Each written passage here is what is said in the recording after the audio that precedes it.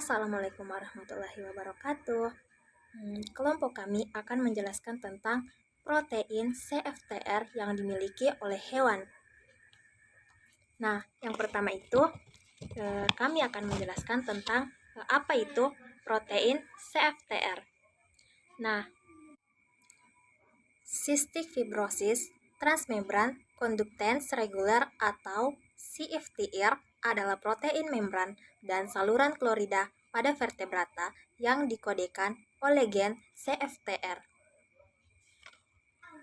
Semua orang yang dilahirkan memiliki gen bernama CFTR yang memproduksi protein. Fungsinya adalah untuk mengatur kadar air dan garam yang keluar masuk. Yang pertama, protein CTFR pada Homo sapiens atau manusia. Protein mengatur konduktansi transmembran fibrosis kistik, gennya CFTR, organisme Homo sapiens atau manusia. Status belum ditinjau, skor anotasi protein disimpulkan dari homologi Fuktioni.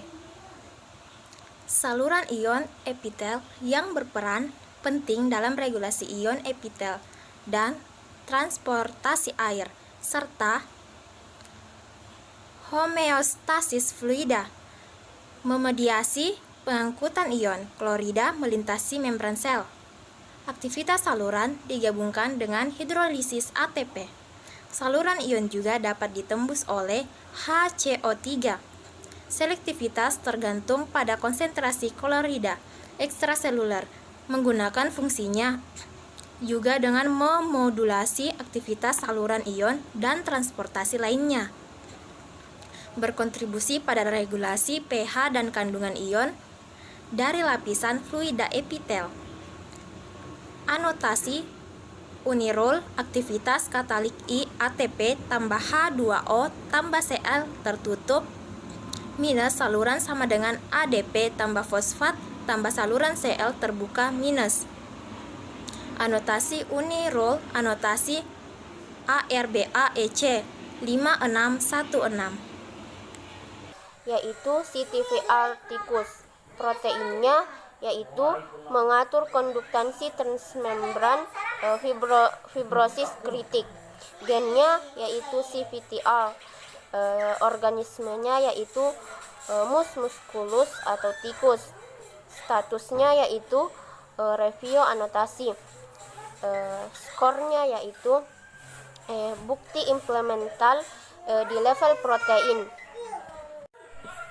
Fungsinya yaitu kanal ion epitel yang berperan penting dalam regulasi ion epitel dan transportasi air serta homeostasi fluida.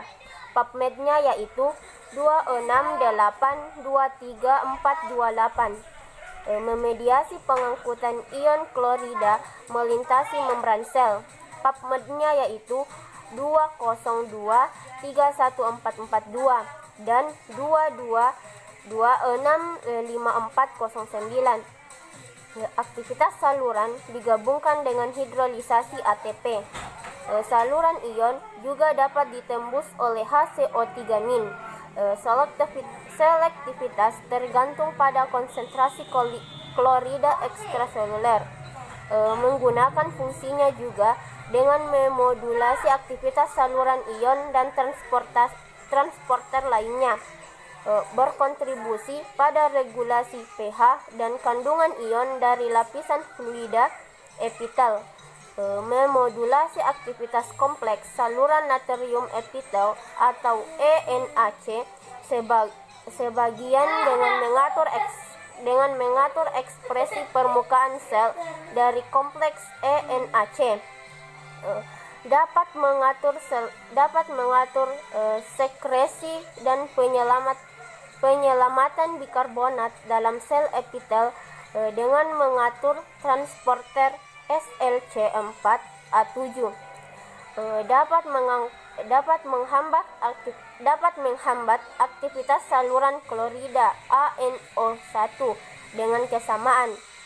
Berperan dalam homeostasis klorida dan bikarbonat selama pematangan dan kapasitas epididymis sperma. PubMed-nya yaitu 21976599. Aktivitas katalitiknya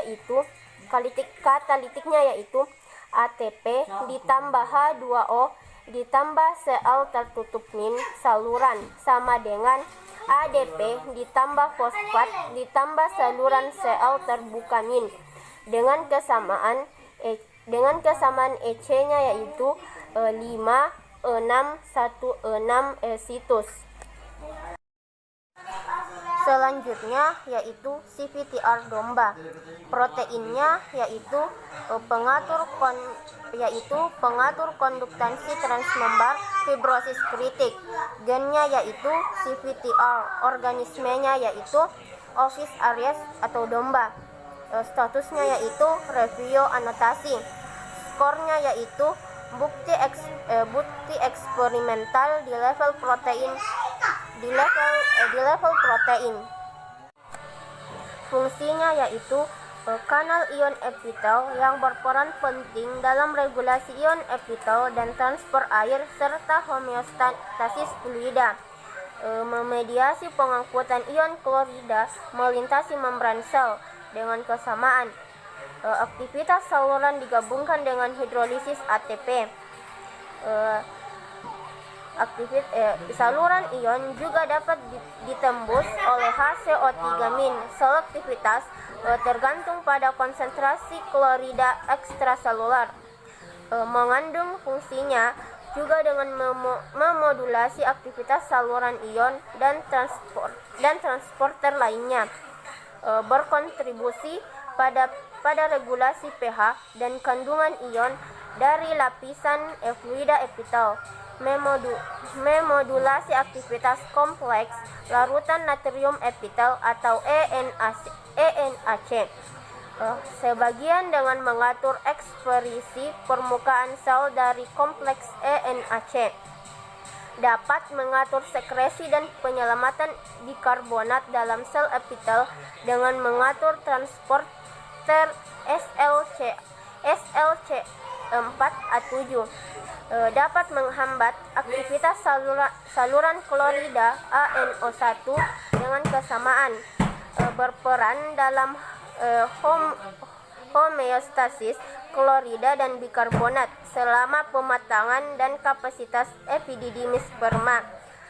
Dengan kesamaan, aktivitas katalitiknya yaitu ATP ditambah H2O ditambah sel tertutup min saluran sama dengan ADP ditambah fosfat ditambah saluran sel terbuka min dengan kesamaan EC-nya yaitu 5616. Protein pengatur konduktansi transmembran fibrosis kistis. Gen sama dengan CFTR. Organisme Oryctolagus juniculus (kelinci). Status ditinjau skor penjelasan. Bukti eksperimental di tingkat transkripsi. Fungsinya saluran ion epitel yang berperan penting dalam regulasi ion epitel dan transportasi air serta homeostasis fluida. Memediasi pengaturan ion klorida melintas membran sel dengan kesamaan. Aktivitas saluran digabung dengan hidrolisis ATP. Saluran ion juga dapat ditembus oleh HCO3. Selektivitas tergantung pada konsentrasi klorida ekstraseluler. Menggunakan fungsinya juga dengan memodulasi aktivitas saluran ion dengan transporter lainnya. Berkontribusi pada regulasi pH dan kandungan ion dari lapisan fluida epitel. Memodulasi aktivitas kompleks saluran natrium epitel (ENaC). Sebagian dengan mengatur ekspresi permukaan sel dari kompleks ENaC. Dapat mengatur sekresi dan penyelamatan bikarbonat dalam sel epitel dengan mengatur transporter SLC4 A7 dapat menghambat aktivitas saluran klorida ANO1 dengan kesamaan, berperan dalam homeostasis klorida dan bikarbonat selama pematangan dan kapasitas epididymis sperma dengan kesamaan. Aktivitas katalik I ATP tambah H (2 O tambah Cl tertutup minus saluran sama dengan ADP tambah fosfat tambah saluran Cl terbuka minus titik dengan kesamaan EC sama dengan 5.6.1.6.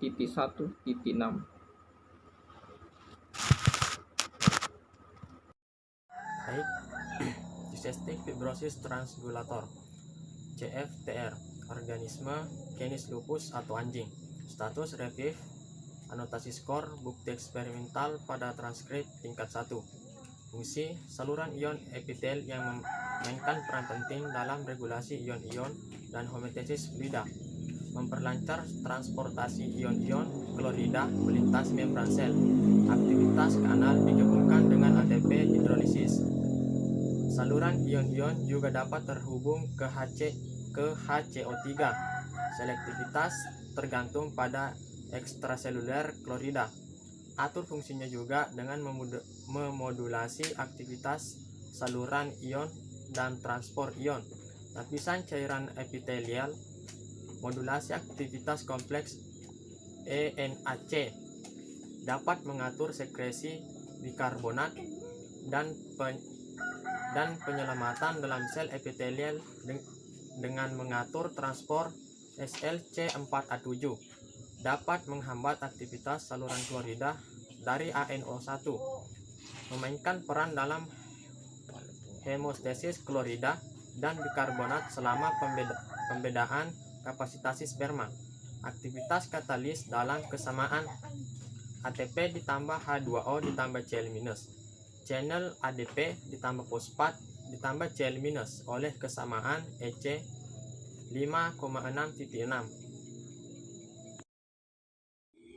Nah, karena tikus memiliki protein CFTR yang sangat tinggi, karena itu kelompok kami memilih tikus untuk dijadikan bahan acuan esai. Saya akan menjelaskan PowerPoint mulai dari slide 10 sampai slide ke-11. Protein CFTR adalah sebuah rantai tunggal polipeptida yang berisi 1480 asam amino, berfungsi untuk classic AMP yang mengatur saluran CI dan mengatur saluran ion lainnya. Bentuk CFTR yang telah diproses sepenuhnya terdapat di dalam membran plasma di epitelium normal. Penelitian biokimia menunjukkan bahwa mutasi F508 menyebabkan kerusakan pada proses dan degradasi dalam protein CFTR. Tidak adanya CFTR di membran plasma merupakan pusat dari molekular patofisiologi karena F508 dan mutasi kelas kedua.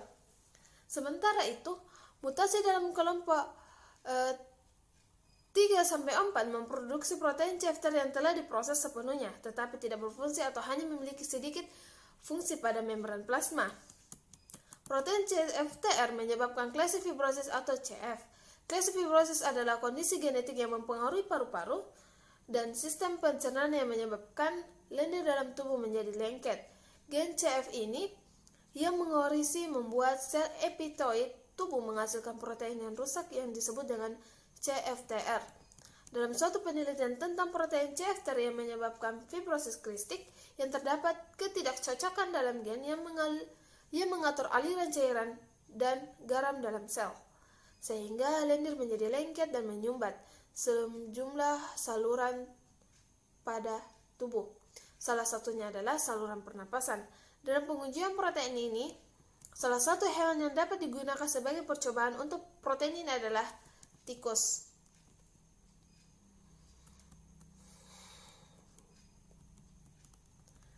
Pada slide selanjutnya, yaitu dari 11, sebenarnya dalam penelitian tentang CFTR ini banyak sekali rekombinasi yang berhubungan dengan hewan yang bisa digunakan untuk penelitian ini.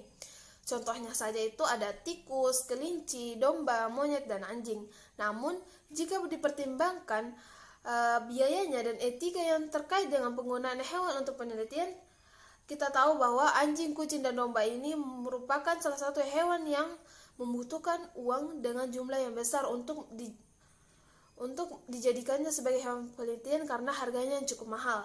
Sedangkan untuk monyet itu adalah salah satu hewan yang sudah langka sehingga berisiko jika kita menggunakannya sebagai alat penelitian. Oleh karena itu kita memilih tikus karena populasi tikus sangat banyak. Selain alasan populasinya itu, tikus itu adalah salah satu hewan yang berkembang biak dengan cepat. Ini mengapa tikus disebut sebagai hewan yang sangat tidak akan terancam punah. Kedua, mudah beradaptasi. Alasan kedua ini karena sifat tikus yang mudah beradaptasi dengan lingkungan baru dan tubuhnya yang kecil. Dan yang ketiga yang terpenting itu harganya yang murah. Harga jual tikus ini sangat membantu penelitian karena akan menghemat biaya. Sekian. Yang keempat, struktur tubuhnya mudah dipahami. Hampir 95% laboratorium menggunakan tikus sebagai bahan percobaannya karena hewan ini memiliki struktur tubuh yang mudah dipahami. Yang kelima, karakteristiknya yang mirip dengan manusia. Untuk meneliti masalah kesehatan seperti diabetes, obesitas, kanker, dan penyakit jantung, para peneliti pun menggunakan tikus dalam percobaannya. Ini karena tikus memiliki karakter biologis dan tingkah laku yang mirip dengan manusia. Selain itu, struktur gennya pun mirip dengan manusia. Tikus dapat menjadi model penelitian yang baik dalam penelitian protein CFTR ini karena tikus adalah mamalia yang memiliki kemiripan dengan manusia, di mana tikus dan manusia berbagi 85% DNA yang sama, sehingga tikus sering digunakan untuk menguji efek obat atau metode pengobatan atau semacamnya terhadap DNA manusia. Selama lebih dari 2 dekade, kemiripan itu bahkan semakin kuat. Para ilmuwan bahkan sekarang mengembangbiakkan tikus yang sudah diubah secara genetika dan disebut transgenik atau tikus transgenik. Tikus-tikus ini membawa gen yang serupa dengan penyebab penyakit pada manusia. Bahkan demikian, menurut FBR, saat ini peneliti juga mematikan atau menonaktifkan gen-gen pada tikus tersebut sehingga peneliti bisa mengevaluasi efek bahan kimia penyebab kanker atau karsinogen serta mengukur nilai keamanan sebuah obat. Sehingga dalam penelitian tentang protein CFTR ini digunakanlah tikus transgenik. Dalam salah satu penelitian mengenai CFTR tikus yang digunakan adalah generasi tikus transgenik FOXJ1 CFTR untuk menghasilkan tikus yang mengekspresikan CFTR secara khusus dalam sel bersilia, cDNA EGFP dalam bentuk konstruk FOXJ1 yang dijelaskan sebelumnya digantikan dengan cDNA untuk CFTR manusia. Tikus transgenik dihasilkan oleh prosedur standar dengan menggunakan injeksi pronuklear dan analisis Southern blot yang digunakan untuk mengidentifikasi hewan pendiri positif transgen yang dibiarkan untuk membangun jalur yang digunakan untuk penelitian ini.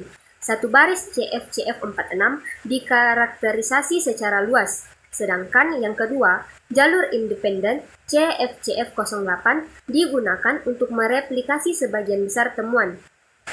Salah satu penemuan sukses mengenai CFTR pada tikus yang mampu menyembuhkan penyakit sistik fibrosis adalah sebuah teknologi CRISPR-Cas9 yang mampu membuat teknik editing gen yang lebih simpel dan memungkinkan untuk diaplikasikan pada manusia.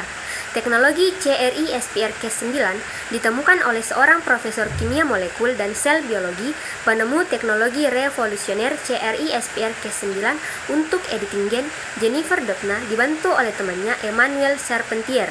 Dalam penelitian ini, teknologi CRISPR telah digunakan untuk mengubah DNA dalam sel tikus.